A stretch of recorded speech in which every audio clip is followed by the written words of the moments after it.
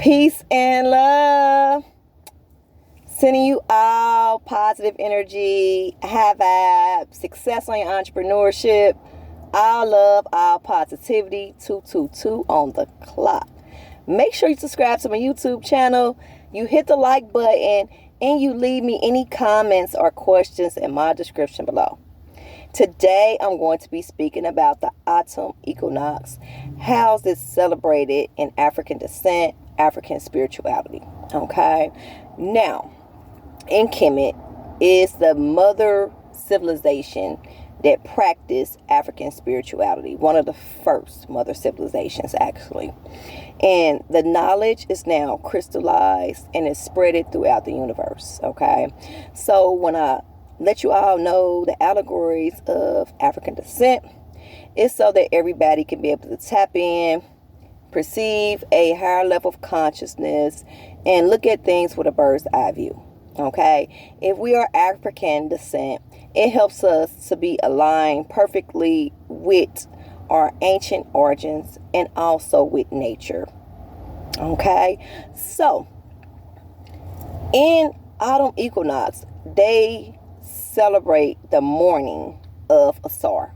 Okay, Asar is the founding father of Kemet. His jealous brother Set killed him. Okay, and he was made to be the first mummy in human history. He impregnated his divine counterpart by his spirit. So it just showed us after death, there's always life. So this time is a time of mourning. It's also a time of honoring and love. So in the southern hemisphere, it do a lot of raining. And they always say it was symbolic to a Set crying, mourning over her deceased husband that went to the afterlife and impregnated her. Okay, we all do know when we mourn, we can mourn to release stress, great coping method. But it's always great to know we can connect with them loved ones still. We can create an altar and be able to connect with them. And that's what African spirituality, also other traditions, show us worldwide. We can create an altar and give the spirit nourishment and connect. Okay, always be familiar with that. So the ancient ancestors, they knew that after death there's always life, and that's why they did the powerful ceremony of opening of the mouth ritual, to be able to nourish the dead soul, to awaken that spirit and be able to show that spirit gratitude and let that spirit feel those five senses. Okay, look, touch, smell, feel, and hear. Okay, always be familiar with that, and I have a video I posted in my description below. If you are following me, just know that I'm going to do a breakdown on all the actual dates, summer solstice, winter solstice, because they're celebrated by different traditions, different dates. Okay, but it's always great for us to be in perfect alignment if we're African descent with the Kemetic knowledge, because it's going to put us in complete alignment with our ancient origins and also our true divinity of nature, because we're connected with nature. Okay, so 4:14 on the clock. So when we think of the equinox, it describes equal day, equal night. Okay, longest day, shorter nights. Also, when we think of the energy of the equinox in Kemet, they showed us throughout the universe monuments, artifacts all over the globe of the summer solstice, winter solstice, and equinoxes were aligned with a lot of monuments around the globe.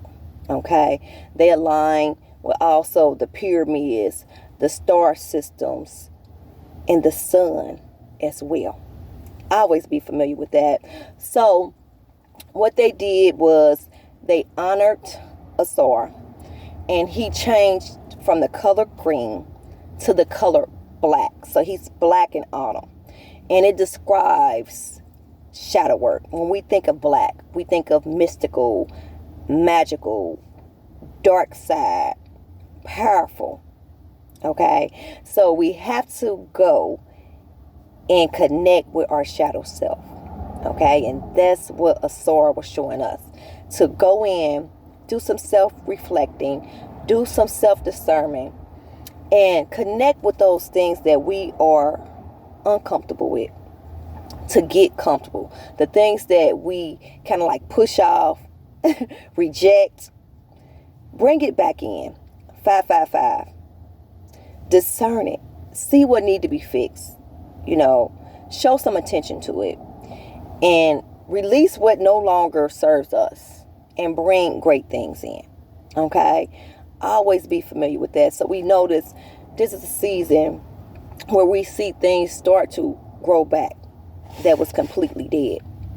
So that just shows us, different flowers, different seasons. We have some flowers that we don't have to do too much nourishing to. Then we have some that we have to pay a lot of attention to, 333 on the clock, in order for them to blossom.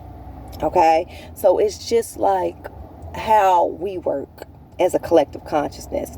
We still have to pay attention to some things and put our focus and our energy on it to help us to vibrate on a high frequency of love. So we have to do some watering of that shadow work. We have to go inside and get uncomfortable so we can be comfortable. So when we look at the energy, we see that, the leaves are falling. So it's like old things are falling off. It's beautiful. The color is beautiful, but we see that things are falling like the leaves. So that means we have to release things. And when we look into nature and we start to align perfect with nature, it just shows us that, like, okay, it's stuff falling off. I need to go ahead and get rid of some things. Okay? But it's all some things that are growing back too.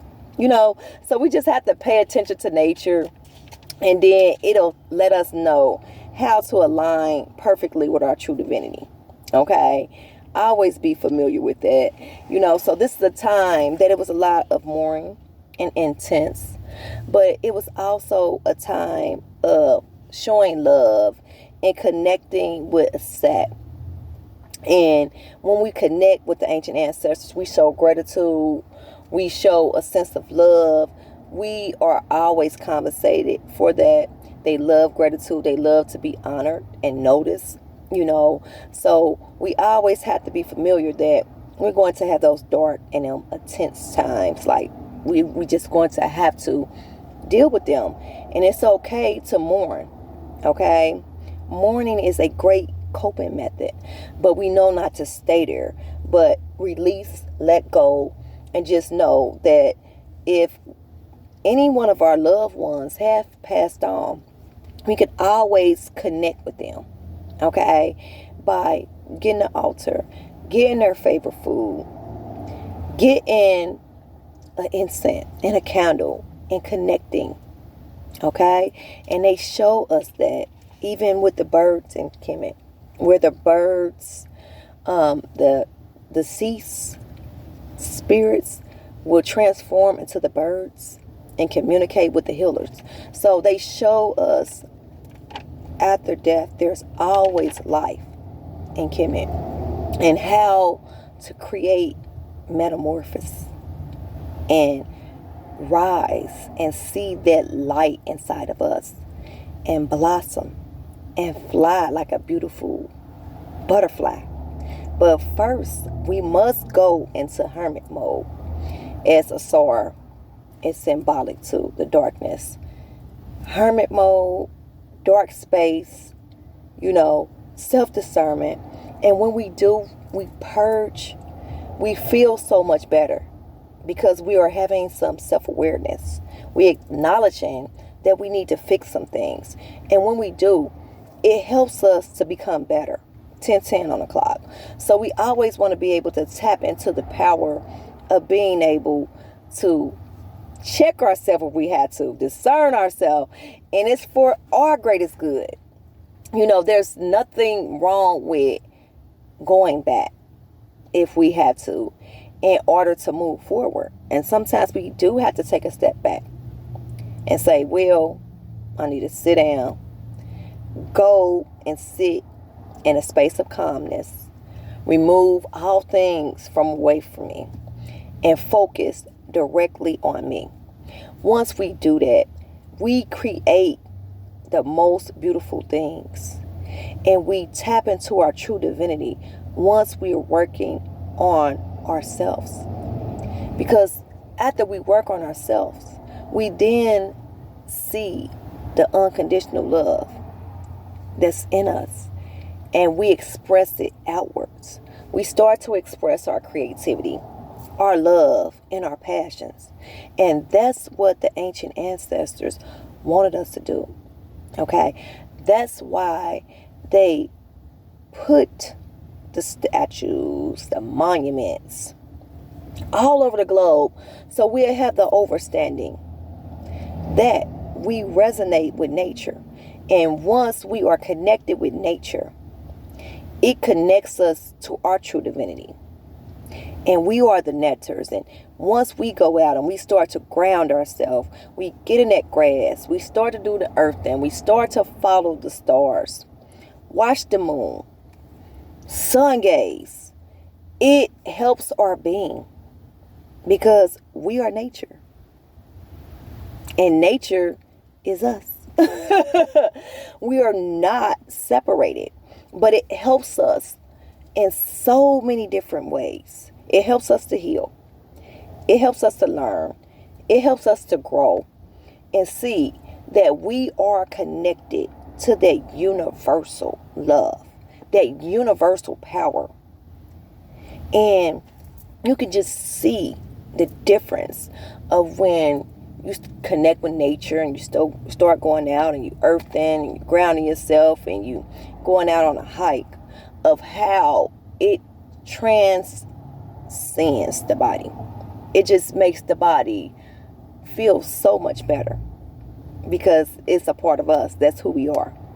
So don't be afraid to discern the path, and go back and discern the path. Okay? Reflect and face the challenging moments and the things that you are uncomfortable with, because it's going to make you better. 13 on the clock. And it's going to help you to align perfectly with your soul passion from the heart. I always want to work on yourself. Once you're able to work on yourself, you're able to tap into your true divinity. You know who you are. And you embody a great power of self-love. And we must first know how to fill our cups completely up in order to reflect it outwards. So we have to be one within ourselves. So this is a time to do shadow work. This is a time to do self-love techniques. This is a time to get in a centered and a calm space and see what things that you can add on to help you vibrate on a high frequency of love, to tap into your true divinity, to tap into your creativity, to tap in a sense of gratitude. Because when we show gratitude, the ancient ancestors love it. It helps us to be in perfect alignment with the universal law of attraction. Okay? Giving and receiving and honoring. Okay? And once we do that, it just helps us to vibrate on a high frequency of love. It helps us to navigate throughout the universe smoothly. Okay? So always be familiar. When we know the energy of the seasons, we know the energy of ourselves. And that's why the ancients studied the stars. They studied the moon. And they had the understanding that the moon was symbolic to the woman. Okay? It's symbolic to the menstrual cycle. Okay? And the masculine is symbolic to the sun. And once we tap into the solar energy, the moon energy, the star energy, we're tapping into the power of nature. How everything was created. We can't have one without the other. It's like polarity that's manifested throughout the universe. Two complete opposites to create something beautiful. But we have several opposites going around the universal. Okay? Transmitting energy, transmitting color, transmitting powerful geometry figures, and just working internally. Always be familiar with that. So I love you all. I'm sending you all positive energy, high vibes, success on your entrepreneurship, all love and all positivity. And I'll be back with more. I love you all. Peace and love.